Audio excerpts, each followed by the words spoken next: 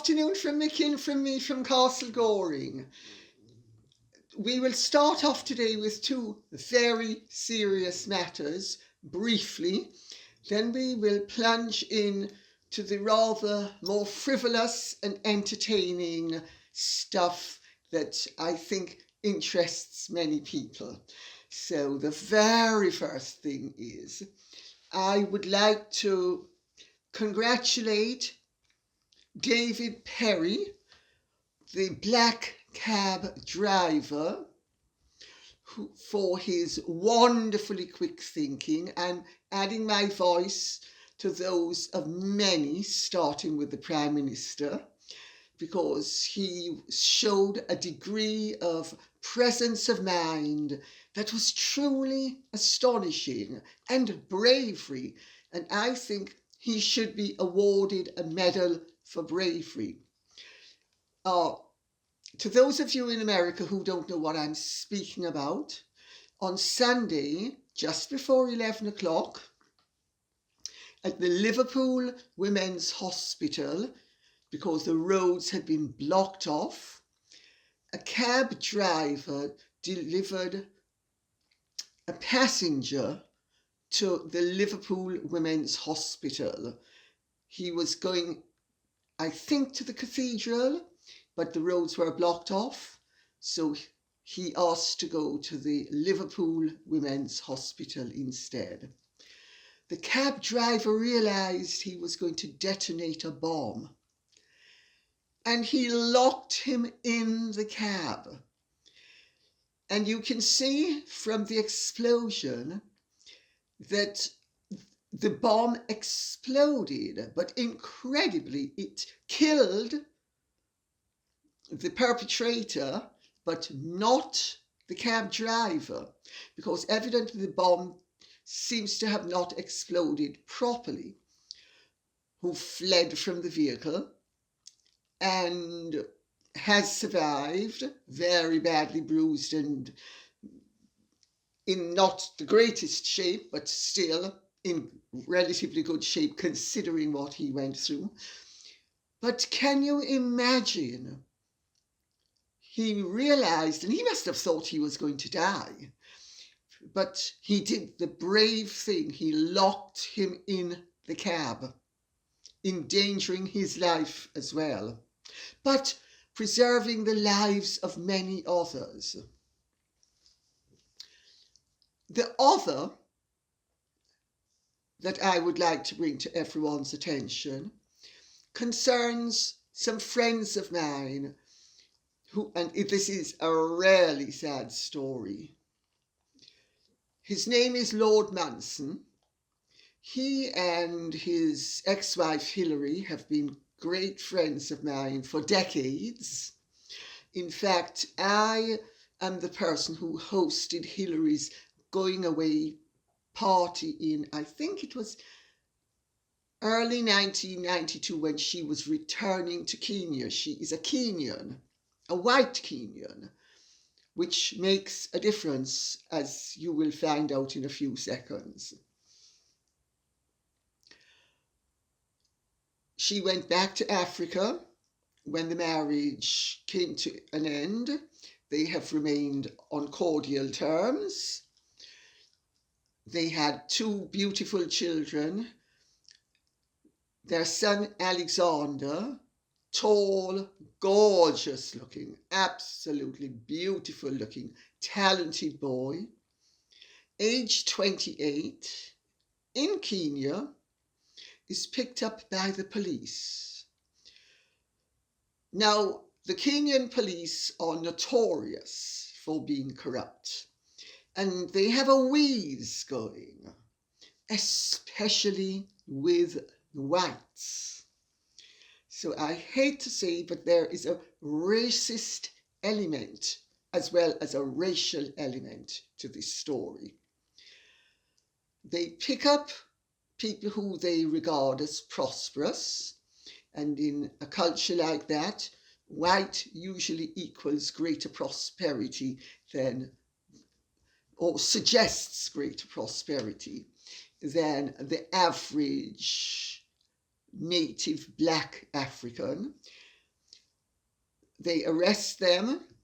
They knock them around until they decide they're going to consent to paying a bribe. Sorry, my cold persists. At which time they will release them if they pay the bribe.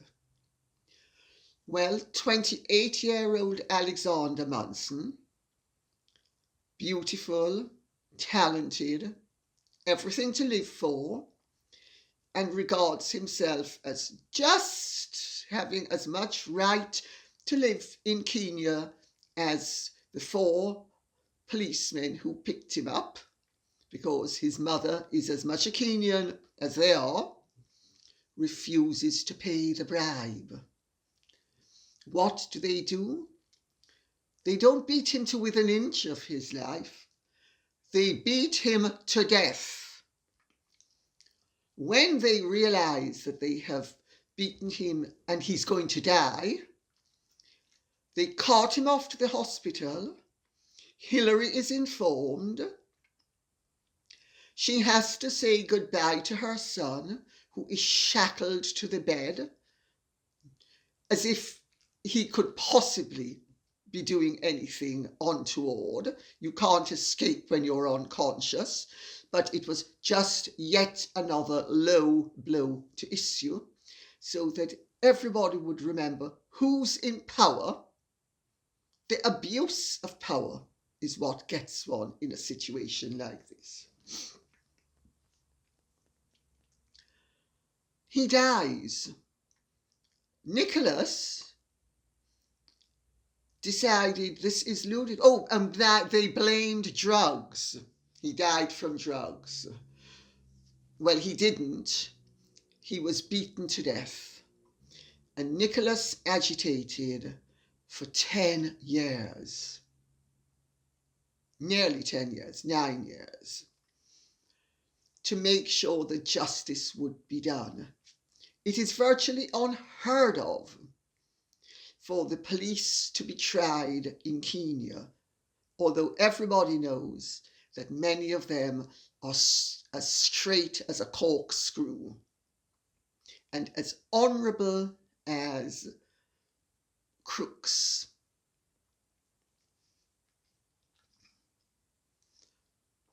But Nicholas agitated, and the 4 officers were finally tried. They were found guilty this week, not of murder, but of manslaughter. Hillary said, finally justice has been done. They've all been given prison sentences, relatively long prison sentences. The reality is, since they were committing criminal acts while killing an innocent person, they should actually have all hanged. Because in Kenya, the penalty for murder is death. But they haven't hanged. They won't hang. They've been found guilty of manslaughter instead. Nicholas and Hillary have fought for nearly 10 years to get a semblance of justice, and they have got it. I would recommend you Google Lord Monson, Alexander Monson. Oh, and by the way, Monson is spelled Monson. It's pronounced Monson, not Monson. Google them and you will read the case for yourself. It is the testament of parents' love for a child.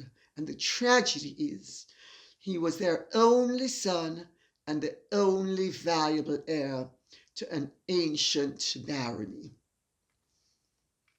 That's the least of it, of course. The most of it is that he was their only son.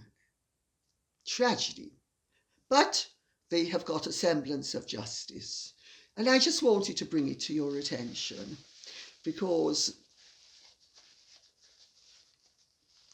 a parent who loses a child in a situation like that needs to fight for justice.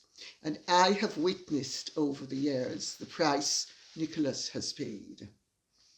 So now we will plunge into the rather more entertaining, shall we say, stuff. Aesthete says, as soon as Harry Nobles publicly stated she now had the family she'd never had, you could see the level of lies she was spinning.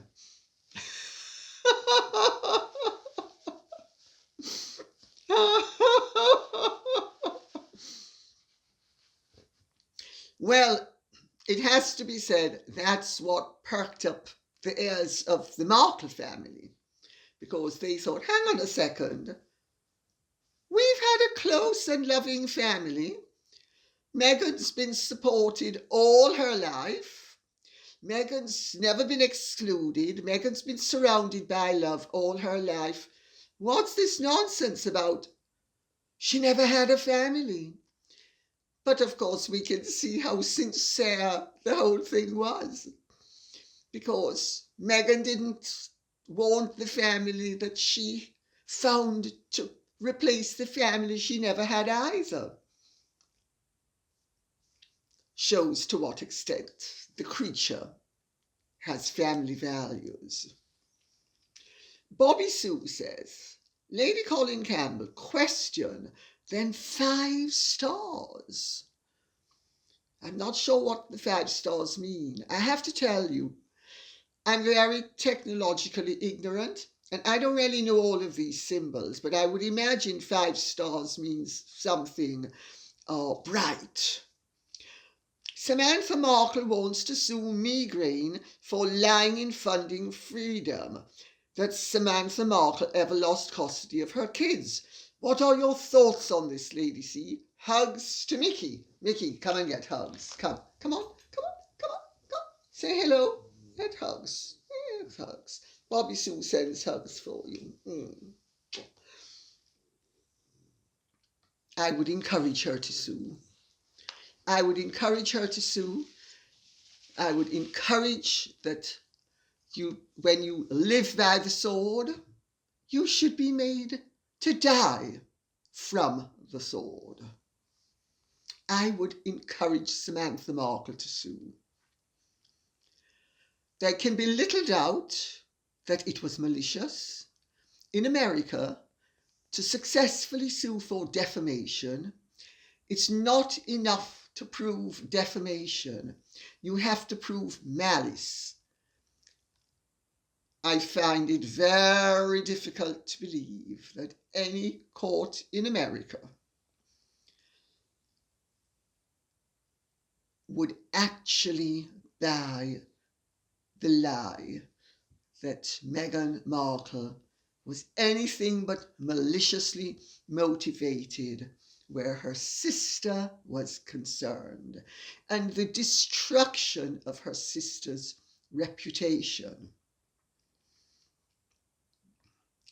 You know, Thomas Markle has confirmed what Samantha said in her book, that the 2 sisters had a perfectly cordial relationship. Of course, they lived in different parts of the world, so they didn't see that much of each other, but they had a cordial relationship. And I know that you don't need to see everybody or anybody every day to have a cordial relationship and you pick up back where you left off. I have relations and friends that I don't see for a decade at a time.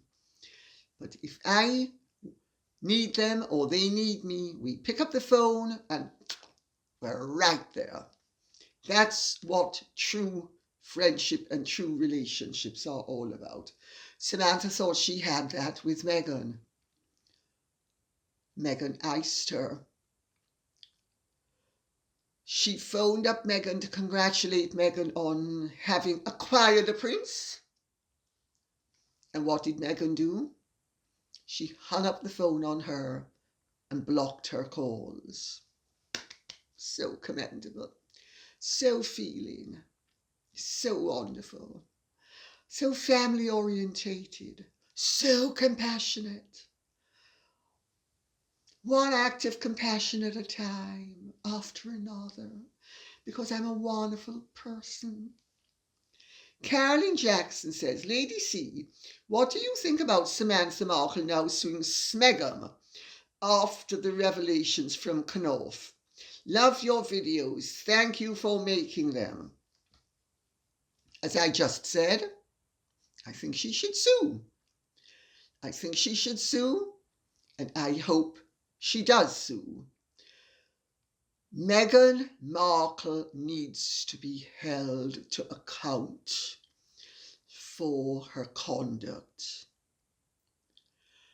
In life, we all need to be held to account for our conduct, especially when one is setting oneself up as an authority figure who is going to tell people what they should be doing, how they should be doing it, what they should be believing, what they should find acceptable, what they should be allowed to do, what they should be allowed to read, what they should be allowed to see.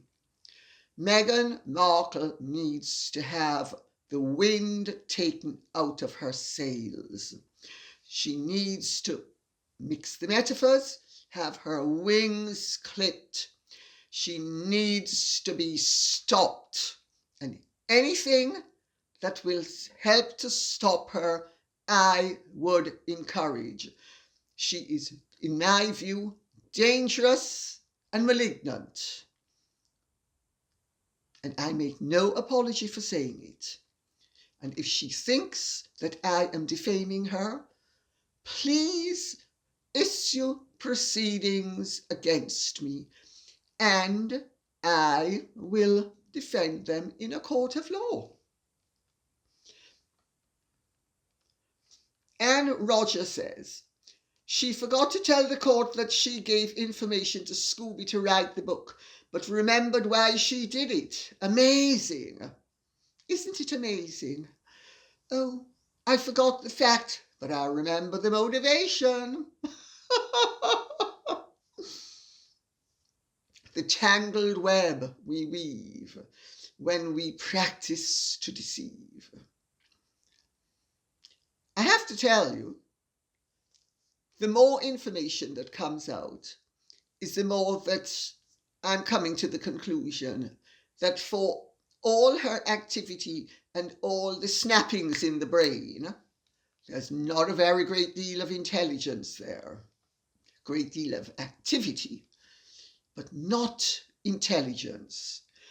Something that passes and can be confused for intelligence. Or maybe it is intelligence, but totally lacking in insight and totally lacking in connectedness to reality. But then again, I think everybody now knows that I actually believe that Meghan Markle doesn't only have a disordered personality, but that she displays characteristics of genuine insanity. Vanessa Lee or Lai says, justice has to be seen to be done. Absolutely. It's never good enough for justice to be done. Justice must not only be done, it must be seen to be done. If I may continue having interrupted myself, Mickey, bark at me. Reprimand me. Justice has to be seen to be done. She has made a mockery of our justice system. She tried to, but it turns out that the justice system is making a mockery of her. I don't see she'll be put in jail, but she should be heavily fined to make an example, international or not. Yes, I don't think you can fine her though. I mean, she's not committed what you would call a statutory offence like parking, and so she gets a fine. But she certainly should be penalised and made to pay the price Let us see if she is. An awful lot turns on the results of the appeal, because if the Court of Appeal decides that she was playing the system and that she was not entitled to the degree of privacy that she claimed initially, because her conduct shows that she did not actually intend that letter to her father to be quite the private thing that she was pretending and claiming it was. And there's ample evidence to suggest that she wrote that letter with a view to publication and to destroying her father's reputation and to humiliating him if it got out, and if it didn't get out, to divert the royal family away from the fact that she was playing them. So she's been playing the system and she's been playing the royal family, which quite reasonably said, this situation is untenable. You're destroying your reputation. You're damaging our reputation. Just go and see your father, mend fences. As I've said before, and I'll say again, they didn't realise that she couldn't go and see her father to mend fences, because the whole apple cart of rubbish that she had constructed so carefully would come tumbling down. But it's coming tumbling down now. She's being exposed.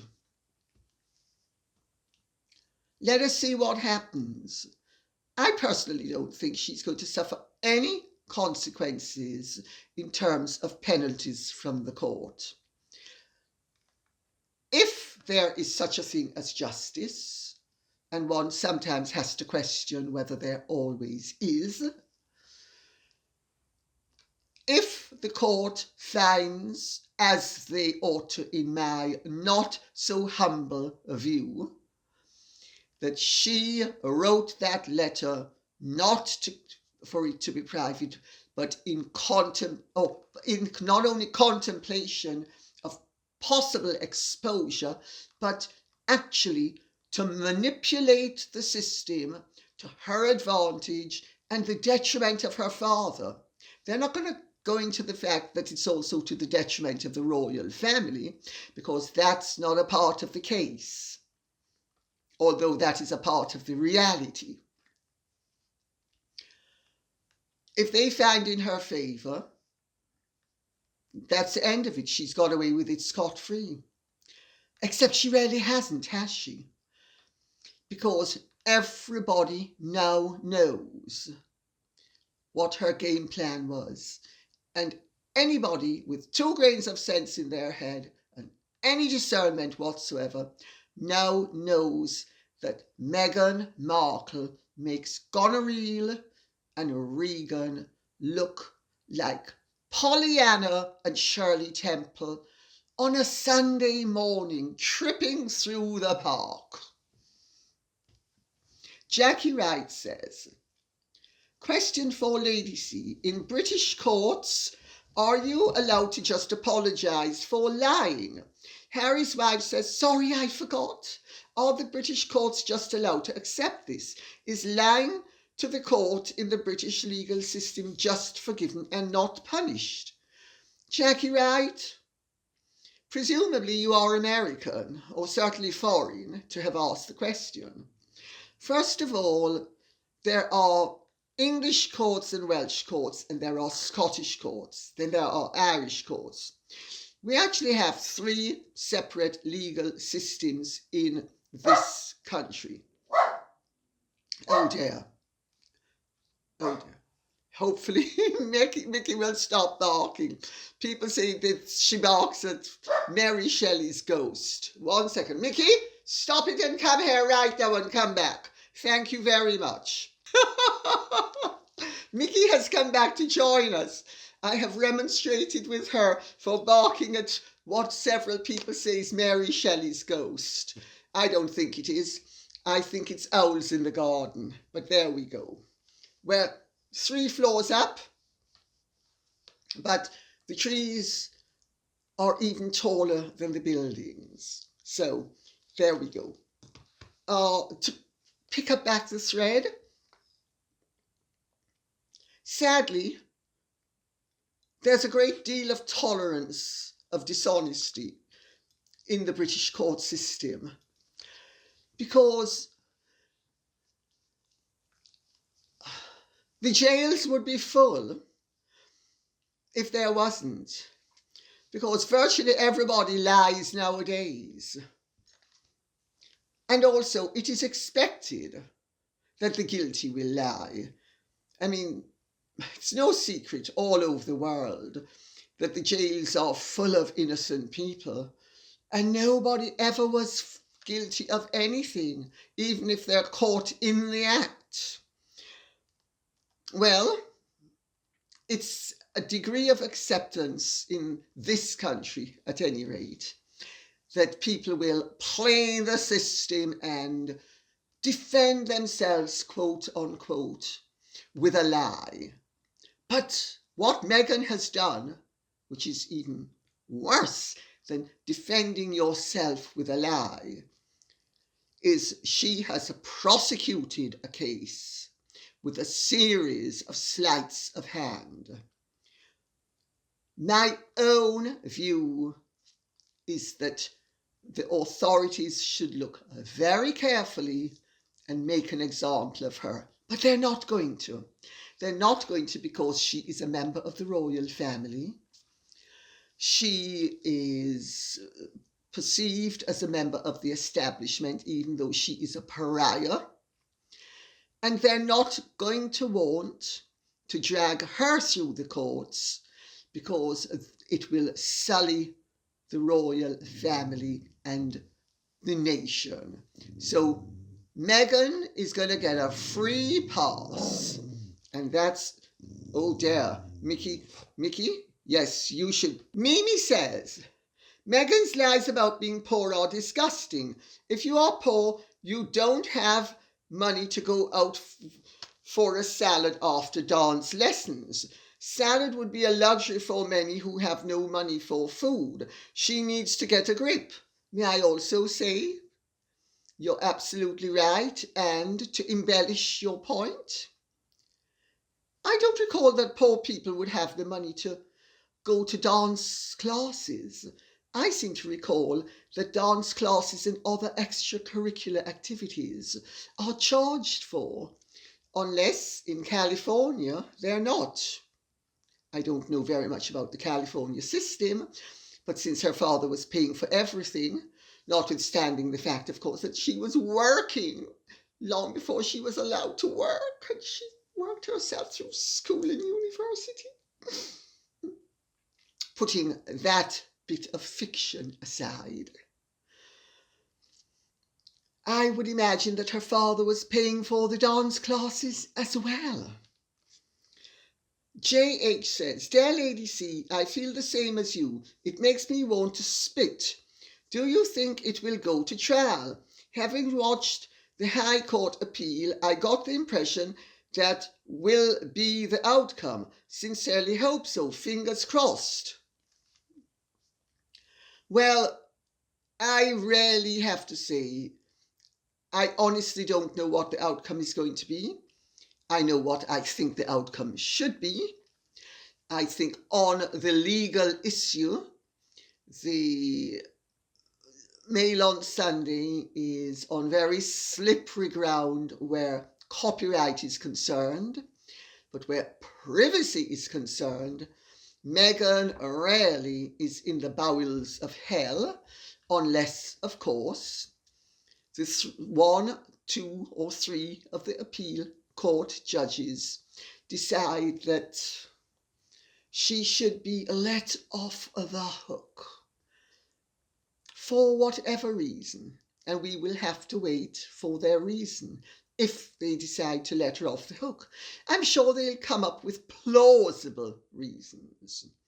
Whether I would agree with those reasons is something else again, But I'm not a member of the Court of Appeal, so my little opinion is going to count for nothing. Theirs is the opinion that counts. But I hope, JH, that you are right. I sincerely hope that the judges will find that it is an arguable case and that it goes to trial. I doubt that it will ever actually go to trial, but Meghan will be hit where it hurts, which is in Harry's pocket. Because let's face facts, she never had any money. She never even bought a house. I mean, she was batting 40 and didn't own a property.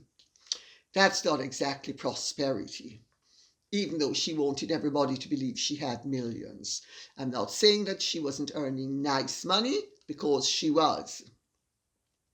But she certainly didn't have the degree of money to fund the litigation that she has been undertaking since she became Harry's wife. Zelia Escalante says, Lady C, thanks from Canada for taking the time to answer our questions. My pleasure. I'm a little confused how she even won this case in the first place. She sent the letter to her daddy, quote unquote. Yes. Let's pull at the heartstrings, Jason. You know, I've always called him daddy, even though he's not paternal. Of course he's not paternal, because he never ever paid for anything for me. I had to work my way through school and university. I've been deprived all my life. I had to... Oh, Mickey, come and help me. Oh, come and help me, Mickey. I'm disconsolate on Meghan's behalf. She had to, after her dance classes, go to Sizzler. She sent the letter to her daddy, so I would assume the letter then became his property. So how could she have won the case when he, the owner of the letter, is the one that releases it? Zelia Escalante, patently you are North American. In this country, copyright is held by the author of the letter. I gather in America, the recipient of the letter owns the letter. In England, the recipient of the letter doesn't own the copyright of the letter. The recipient of the letter merely owns the physical letter itself. It is a distinction that Meghan, remember, she's Rachel Zane. She knows how to slap him once, slap him twice, slap him again. And she knows all the angles, and she can work that system the way she's worked everything else over the years to get to where she's got to. As she flaunts herself everywhere, with the result that everything fits like a drain pipe covered in moss. That's the problem. Thomas Markle owns the letter itself, but what is in the letter as its ostensible creator, and I say ostensible creator because Meghan Markle did not create that letter herself. It is now incontrovertibly clear that she created it with Jason Knopf. Who creates a private letter to a father?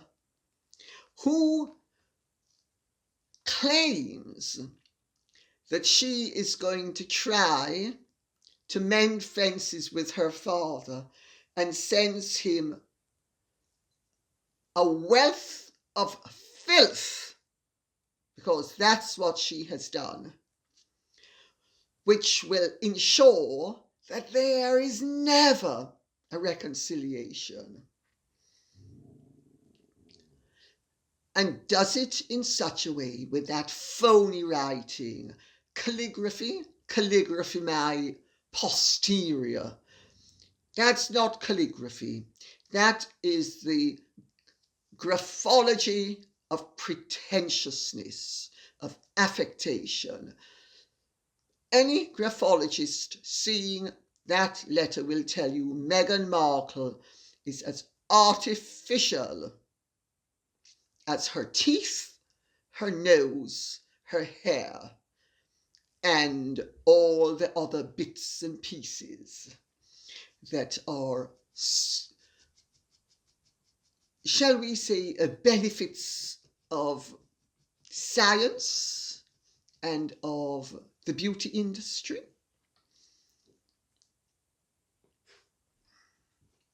I hope this answers the question. It is a legal distinction which Thomas Markle and everybody in America seems to struggle with. Oh, hi, Nikki. Great. Where it becomes material is that Thomas Markle was entitled to use the contents of that letter if it was not written as a private letter, but as a ploy. And let's remember, Thomas Markle had that letter for 6 months and did nothing with it and told no one about it. Meghan, who has such reverence for her privacy, revealed it to 5 friends who all independently to defend her because she's mental health is just my mental health. I'm suffering so greatly. What about her father's suffering? She revealed the letter. She revealed it to her friends. It's a real stretch that only a fool could believe, that having revealed it to them, that they revealed it to People magazine, she knew nothing about it, and that she should suffer none of the consequences of her manipulativeness. In my view, she should be brought to justice, which, I'll tell you, whether she is in the court system or not, she has already achieved a penalty, because the public now knows what a total manipulative little fraud she is. Because you'd have to be really dumb to believe that that letter was written by Meghan in the curly Q script for her father's eyesight alone. How did those 5 friends get to know the contents of the letter? If only Meghan, Jason Knopf, and her father knew the contents of the letter, how did her 5 friends get to know the contents of the letter? Jason Knopf didn't reveal the contents. Her father certainly didn't reveal the contents. There we go. I'm suffering. I'm suicidal. I'm suffering. Please. It's a private letter.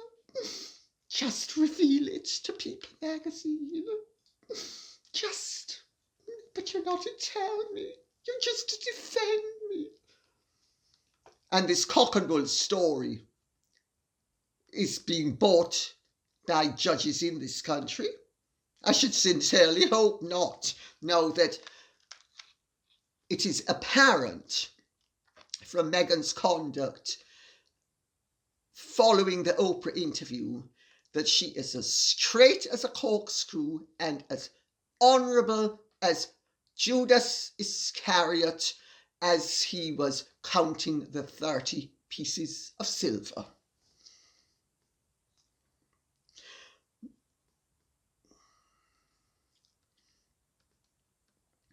Mary McKenna says,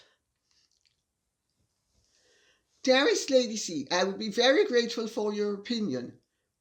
There is no doubt in my mind that MEGHAN is both a narcissist and has at least one other personality disorder. Rather more than one, I'd have said. I'd have said, at the very least, she is a dark triad personality, according to what I have been told by the professionals, who have also decided that she is actually also a paranoid.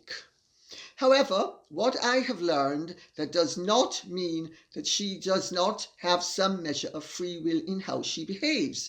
These disorders manifest on a continuum, and it is clear that MEGHAN is able to control her behaviors according to what works for her in the moment. In other words, she is not free of responsibility for her actions, which are always calculated and manipulative. Do you agree, Lady C? Thank you for your most informative and often very entertaining channel." Thank you for your kind comments. Yes, I agree.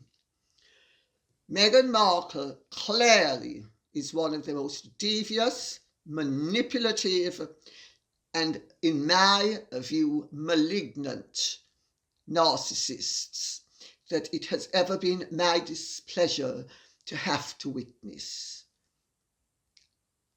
As you know, I have written a book on the subject of narcissism at the behest of one of the most eminent psychoanalysts on earth. She would not have recommended I write the book, and the book would not have received the praise it did, including the commendation of other medical professionals, had it not had medical merit. So we can take it that I have some understanding of the subject above and beyond that which is typical. And of everything MEGHAN presents me with as testimony to what she really is as an individual, I would say she is truly one of the most malignant narcissists that I have ever known of. Now, I'm sure there are millions of others that one doesn't know about, and her narcissism has become more and more obvious as we have got to witness her behavior and seen the effects of her conduct. But let us not forget, for 36 years, Meghan Markle played her cards brilliantly before she surrendered to power the way many narcissists do. Well, I've reached the stage where I don't need to pretend that I'm nice anymore. Raw exercise of power. Just crack that whip! Which is what she's been doing. She has graduated to no longer needing to use the mask of cooperativeness. She has graduated to a stage of authority, which requires that she lay down the law.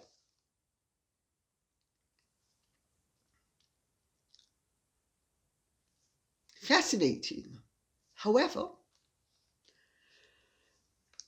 the mere fact that she has changed her tactics and that she still uses a version of cooperativeness, in that she is, when it suits her, plausibly and pseudo-charmingly authoritarian. As she lays down the law, she's doing it on an ostensibly charming and pleasant and considered basis. Of course, it's all hot air and BS, to use the crudity. But it is the residue of the former technique that you see very clearly in her early interviews, where there was a show of reasonableness. There's still a show of reasonableness. except it's not reasonable, and it's now very apparent. In the earlier days, before she was the Princess Meghan, as she is now starting to call herself and being introduced as, she appeared to be reasonable. She was, in other words, flying under the radar. She now doesn't need to fly under the radar, she thinks, which has been one of her fatal errors. This is actually a mistake that narcissists often make. They think there comes a point where they're so powerful and that they're just able to dispense with the niceties and just lay down the law. But it shows that she is in command of her performance. It is one act after the other. And that shows she is responsible for her actions. If you have the ability to act, you are responsible for your actions. It stands to reason. So yes, I would agree with you. She is responsible for her actions and she should be held to account for them. And that is why I am wasting my breath on this subject. Actually, let me rephrase that. That is why I am addressing this subject the way I am, because otherwise it would be a total waste of breath. But it is not a total waste of breath, because tiresome as it is to have to address, it is educative to address the realities and to try to bring this creature to account before she does further damage and creates greater havoc. It is almost a civic duty. Dale Hillary says, yes, it must be insanity, but how to stop it from making more trouble? Exposure, exposure, exposure. As my old friend Sir Desmond de Silva, who was a very eminent judge and QC, used to say, shine the light, bright light of publicity into the dark corners of dirty dealings. Exposure, exposure, exposure. It's the only thing that works. And that's why Harry and Meghan are so desperate to get control of the media, to shut everybody down so that they can dominate. Hitler did it. Stalin did it. It's a standard feature of people who are dictators and wish to dictate. Dennis Challoner says, has the term megalomania gone out of fashion? Hitler and Mussolini were described as megalomaniacs. Well, I think the term megalomania has gone out of fashion. And of course, the first 4 letters of letters that we share with Meghan. Well, no, first 3 letters, really. But so there's, shall we say, an alliterative element to the use of megalomaniac. Although I think she is a megalomaniac, because she's not only a megalomaniac, which I think she is, because she's a dictator, but I think she's also a megalomaniac, because it's all about me. It's all about me. Nix, come on, come on. It's all about me.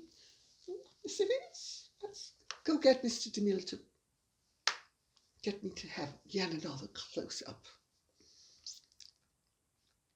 Therese Tuma says, Lady C, I love your videos and don't miss any of them. Watching back the engagement interview, Harry seems to really believe, because he expressed it, that she would be part of the team. How come he never reacted to all of her moves? I find there are some contradictions regarding Harry. His desire to pull out and his assertion at the time that she will be a player in the team. Very good question. I've looked at that interview recently again. She obviously had Harry totally duped. But when a man is in thrall to a woman who exhibits the characteristics that Meghan Markle exhibits, she moves him along in a series of steps so that he ends up compromising himself virtually out of existence. Usually, on some level, though, there is synchronicity. You know, we are all a combination of good and bad. Destructiveness, constructiveness, virtues, failings. And I think Harry and Meghan are the perfect fit.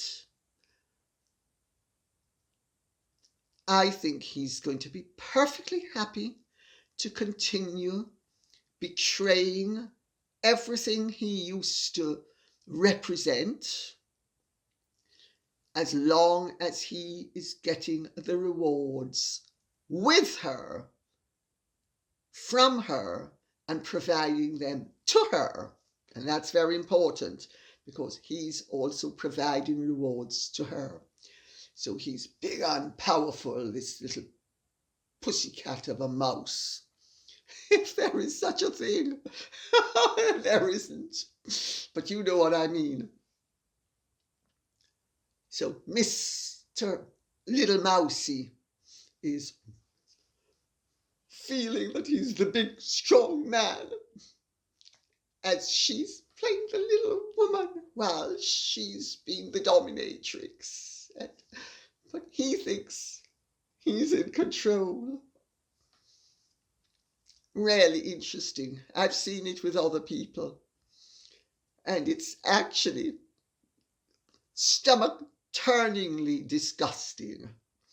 But there we go.